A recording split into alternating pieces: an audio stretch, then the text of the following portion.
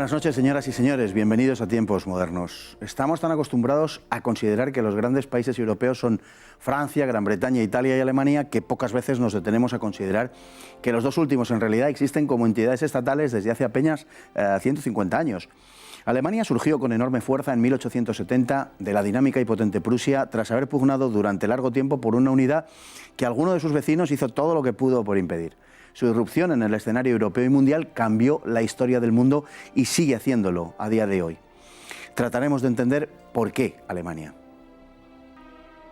Aunque como concepto cultural Alemania se forja durante los siglos medievales, al igual que otras tantas realidades políticas, muy pronto quedó marcada por el signo de la división.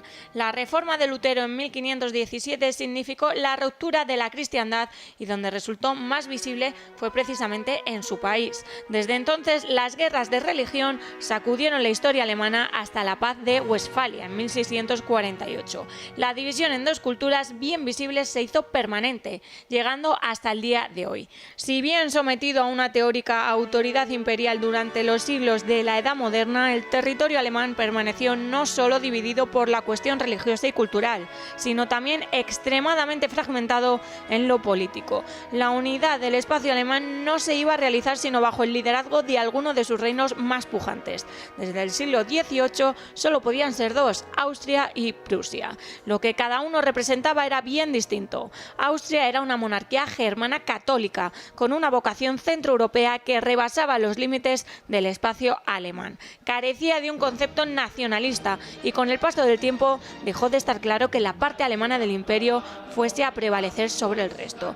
Prusia era el reino protestante del norte, severo y ascético, al contrario que la exuberante y amable Austria. La pulsión de Prusia por la sobriedad y la austeridad encarnó perfectamente en su monarquía castrense, representada por un Federico II capaz de desafiar a las grandes potencias europeas en la Guerra de los 7 años.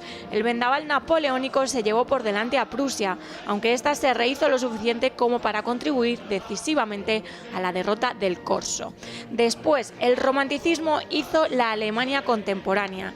Las ideas acerca de la lengua y la cultura como elementos definidores de la nacionalidad las condensó Fichte, cuando afirmó que Alemania alcanzaba allá hasta donde resuena el último eco en alemán. Fue la lengua el elemento definidor de la nacionalidad. Décadas más tarde comenzaría a sugerirse la raza.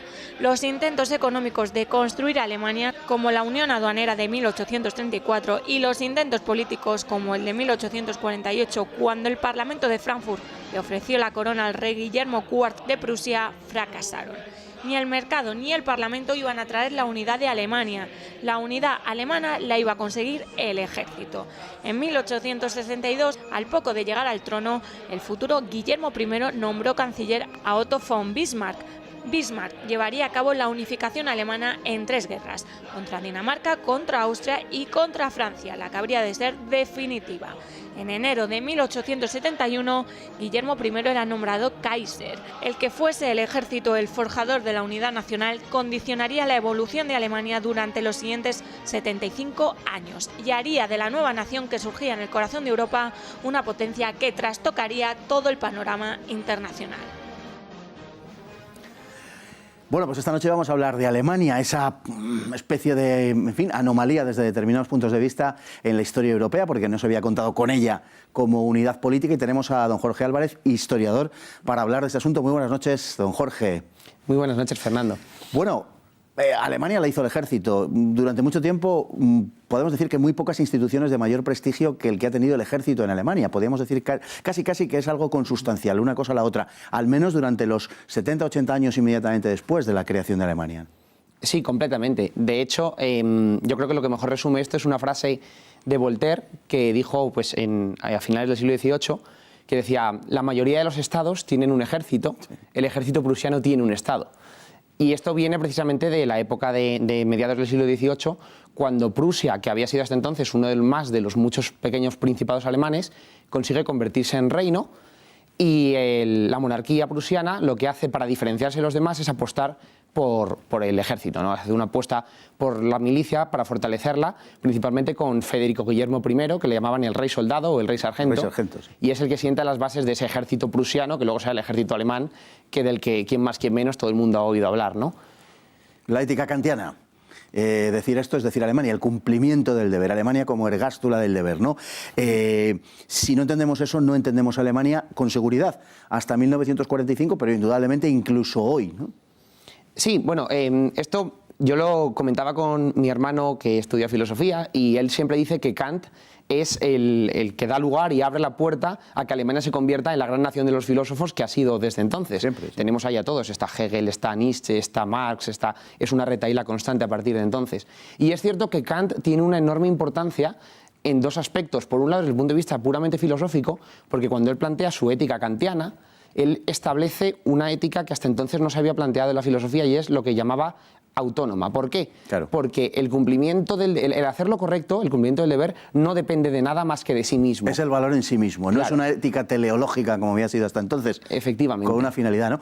En un país dividido, en un país roto, y roto por Lutero, por un alemán que rompe la cristiandad, pero que desde el punto de vista alemán rompe su país.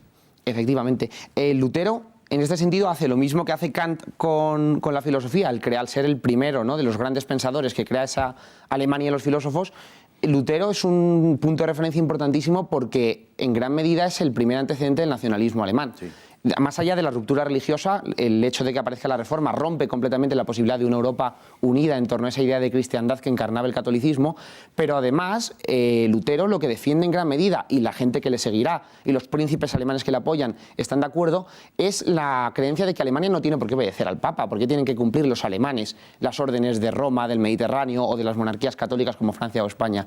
Y ese sentimiento nacionalista de los alemanes, que todavía no tenían ni mucho menos un Estado unificado, pero sí se sentían ya una idea cultural importante, les lleva a apoyar la reforma de Lutero y romper con Roma y con la cristiandad católica. Bueno, con el paso del tiempo, Prusia se impone a Austria a la hora de construir Alemania, y Alemania es el fruto de eso y del romanticismo. El por qué, digamos, la hegemonía prusiana sobre la austríaca. En principio, podría parecer que estaba destinado a ser lo contrario. Sí, de hecho, la idea que todo el mundo hubiese tenido por lógica al principio era esa. ¿Por qué? Porque Austria era la que ostentaba el puesto del imperio. Alemania, lo más parecido que tuvo una organización estatal durante muchos siglos fue el Sacro Imperio Romano, que encarnaba la Casa de Austria.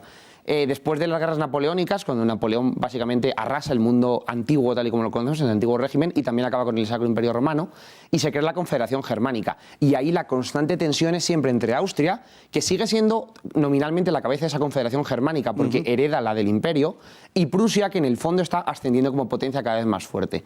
¿Por qué finalmente se impone Prusia? Por el ejército, lo hemos comentado antes, lo veremos luego, pero Prusia derrota claramente a Austria en el campo militar, pero también porque encarna un proyecto político y económico que es más moderno y más atractivo que el que encarnaba Austria. Prusia, que es una monarquía autoritaria, en definitiva, y que se negará en 1848 a recibir el encargo de realizar la unidad alemana a partir del Parlamento de Frankfurt, no por ninguna otra cosa, sino porque es un parlamento y por tanto es un mandato liberal, y entonces el rey prusiano se opone a convertirse en el rey de Alemania.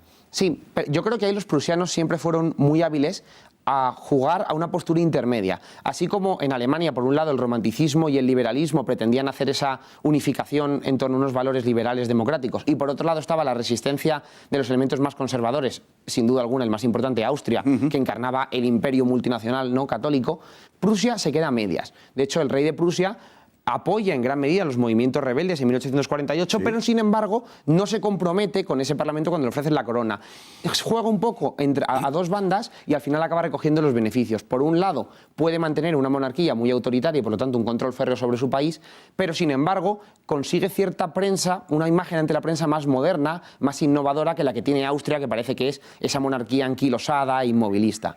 Y yo creo que Alemania, a partir de su unificación, va a seguir jugando a lo mismo, a ser un país que por un lado tiene una tendencia y una pulsión autoritaria, pero que sin embargo también intenta siempre ser un país moderno y un país que está un poco al orden del día de las novedades políticas. Y no será a través de un parlamento, a través de un proceso democrático, liberal, como llegar a la unidad alemana, sino que será a través del canciller de hierro y de 3 guerras. Contra Dinamarca en 1864, contra Austria 2 años después, y contra Francia, el gran enemigo secular de Alemania, quien ha impedido siempre la unificación alemana por obvias razones, en 1870. Es a través de la guerra, entonces, como se hace Alemania. Completamente. Al final, el enfoque que hacen los prusianos es ese. Es cierto que no exclusivamente, a veces países, las guerras parece que llaman más la atención, pero por detrás de todo eso tenemos la unión aduanera, el Zollverein, por el cual Prusia va controlando económicamente a los demás países. Tenemos estas jugadas políticas que comentaba de apoyar a distintos movimientos para ir ganando simpatías, pero es verdad que al final el vehículo de la unificación es la guerra. Y aquí, pues, quizá banalizándolo un poco, pero es verdad que lo que comentas, el ascenso de Prusia casi parece uno de estos videojuegos en los que vas pasando niveles cada vez más difíciles. Primero, afrontan una guerra muy asequible contra Dinamarca, un país que se había embarcado en un conflicto por los ducados fronterizos de Schleswig y Holstein. Schleswig-Holstein de actualidad hoy, y además que cuenta con eso Prusia, con el apoyo de Austria. Ahí claramente Prusia al principio se consigue apoyar en Austria y entre los dos derrotan a Dinamarca en esta guerra. Sin embargo, es Prusia la que lleva la voz cantante y aunque está aliada con Austria, la imagen que se da al mundo es que Prusia es la que está liderando el proyecto alemán. Después, precisamente estas tensiones entre Austria y Prusia, surgidas a raíz de la Guerra de los Ducados, les llevarán a la Guerra de las 7 Semanas, en 1866, en la que el ejército alemán barre absolutamente al ejército austriaco en la batalla de Königsgrätz o Sadowa, según los austriacos y los prusianos le llaman de una forma u otra.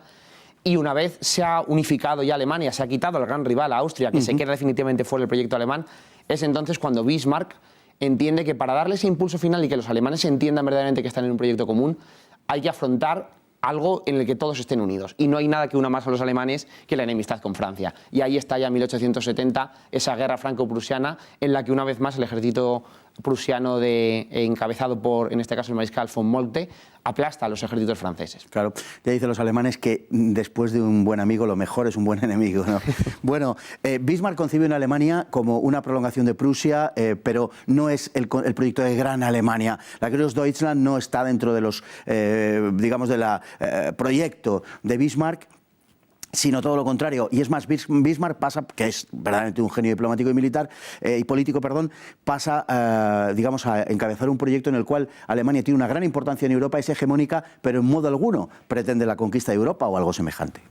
Sí, Bismarck lo que intenta, y aunque destaca en muchos ámbitos, la diplomacia quizás sea el más importante, es que la irrupción de un coloso como es Alemania, que de repente se unifica y aparece en la escena, no haga que todo el mundo se una contra ella. Él es consciente de que las potencias son siempre muy celosas de mantener su poder y de que a Reino Unido, el Imperio Británico, a Francia, al Imperio Ruso, en ese momento sin duda probablemente la mayor potencia, una de las grandes potencias mundiales, les podía parecer muy amenazador el que surgiese una Alemania unificada. Claro. Y él intenta jugar la conciliación. Y durante mucho tiempo la diplomacia de Bismarck se construye lo que se llaman los sistemas bismarckianos, que consigue llevarse bien con prácticamente todo el mundo y mantener ese estado de paz en Europa. Hasta que llegue Guillermo II y se cargue todo. Como un elefante en una cacharrería. Efectivamente, y se cargue aquel delicado equilibrio que había logrado Bismarck. Muchísimas gracias, don Jorge, de verdad, ha sido un placer. Esperamos, este es su debut con nosotros, pero esperamos que podamos contar con usted más adelante, porque ha sido un verdadero placer. Y a ustedes, muy buenas noches. Espero que, en fin, les haya gustado también el programa de hoy y hasta mañana, si Dios quiere.